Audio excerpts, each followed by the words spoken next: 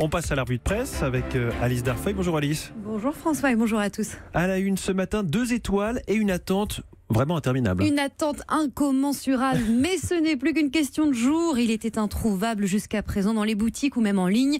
Le maillot des Bleus, le maillot des champions, celui avec les 2 étoiles, débarque enfin en France. Ce sera en fin de semaine, a priori jeudi. S'aventure même à préciser le Parisien ce matin. Souvenez-vous, au lendemain de la victoire, seuls 1 millier de personnes ont eu droit au nouveau t-shirt. Certaines même 10 minutes seulement après le match, comme Jay-Z ou Beyoncé. Alors il s'agissait de quelques privilégiés trié sur le volet, avec pour consigne de ne surtout pas le sortir en cas de défaite. Alors comment expliquer que pour les autres, il ait fallu 1 mois à patienter pour une simple petite 2e étoile en plus à rajouter? Eh bien, selon le Parisien, ce délai s'explique en partie par les contraintes de fabrication et d'acheminement, puisque le maillot est fabriqué en fait dans des pays à faible coût comme le Vietnam. Il est ensuite rapatrié par bateau, ce qui prend à minima 1 mois. Mais ne soyons pas dupes, plus l'attente est longue et plus le désir est grand. D'ailleurs, les experts prédisent un record de vente jeudi avec plus d'1 million de maillots vendus.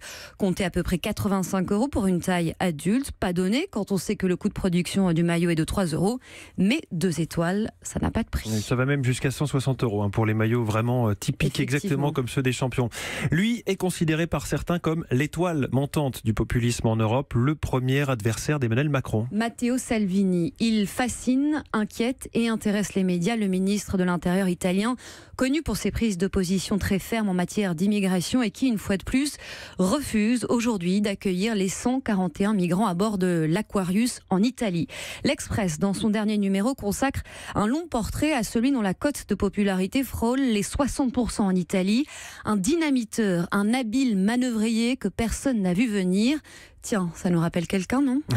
Pour lui, tout a commencé en 1989. Salvini a 17 ans. Il rejoint le parti séparatiste de la Ligue du Nord. L'article le décrit alors comme un jeune assez discret qui se positionne plutôt à gauche et pense surtout à aller écouter de la musique et boire des bières. Les choses changent réellement 10 ans après, en 97.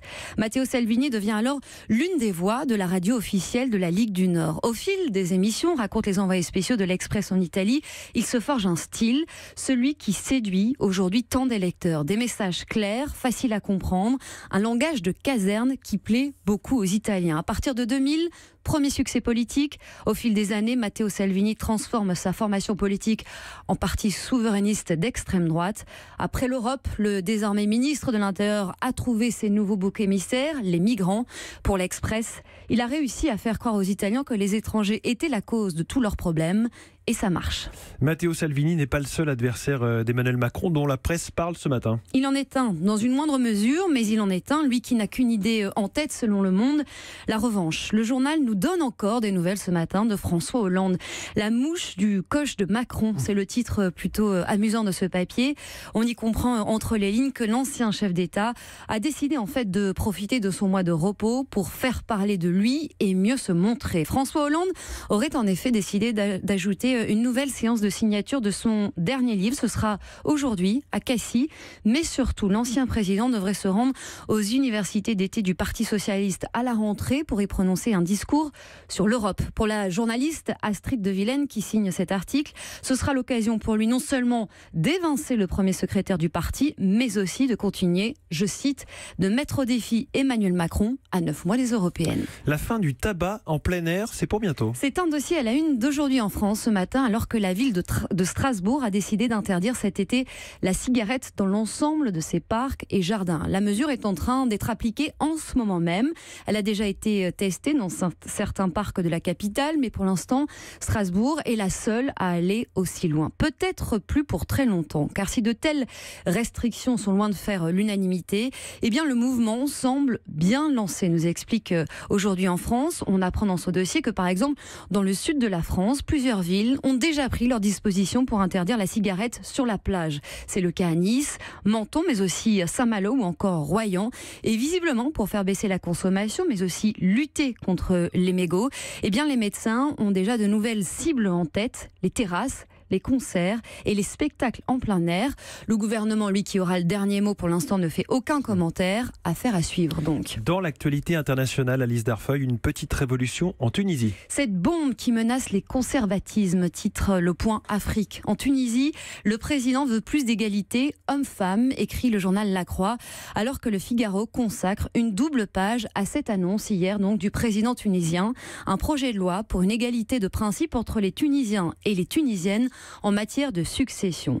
Actuellement, comme nous l'explique le Figaro, les femmes sont censées toucher seulement la moitié de la part d'héritage réservée à un homme, et ce, selon les préceptes islamiques. Béji Caïd Essebsi, le président tunisien, veut donc inverser la situation, peut-être aussi marquer l'histoire, alors qu'on le rappelle, son mandat présidentiel s'achève l'année prochaine. Ce qui revient aussi beaucoup sur ce sujet, c'est qu'évidemment, cette révolution sociétale risque de se faire dans la douleur. Certains opposants ont en effet déjà menacé de lapider les membres de la commission à l'origine de cette proposition, rien que ça, rapporte la correspondante du Figaro à Tunis. Mais le président semble prêt à aller jusqu'au bout. Le texte sera bien présenté en octobre aux députés, à la fin des vacances parlementaires. Et on termine avec l'histoire d'un jeune garçon très précoce. Une histoire hallucinante, François, probablement impossible en France, celle d'Ethan Sunborn, dont le visage apparaît dans de nombreux médias du monde entier, et notamment sur le site de 20 minutes ce matin. Avec ce visage poupon, légèrement de profil, il a un peu de mal à sourire. Ethan pose en costume cravate, une tenue de circonstance quand on se présente pour diriger un État américain à 14 ans. Waouh. Oui, 14 ans, vous avez bien entendu.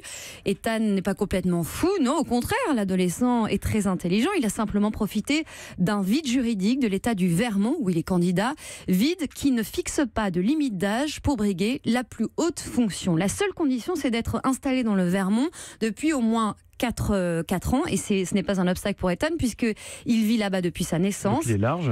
Voilà, il est large. Ethan a plutôt un programme de gauche inspiré de Bernie Sanders. C'est marrant puisque lui aussi vient de l'État du Vermont. Alors sa candidature remonte à plusieurs mois, raconte le Huffington Post, mais Ethan a vu sa notoriété grimper en flèche ces derniers jours à mesure qu'approchait la primaire démocrate qui se tient aujourd'hui.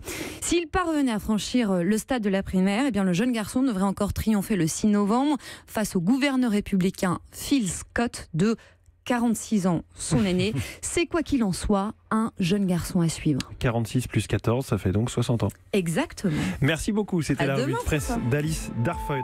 Europe 1.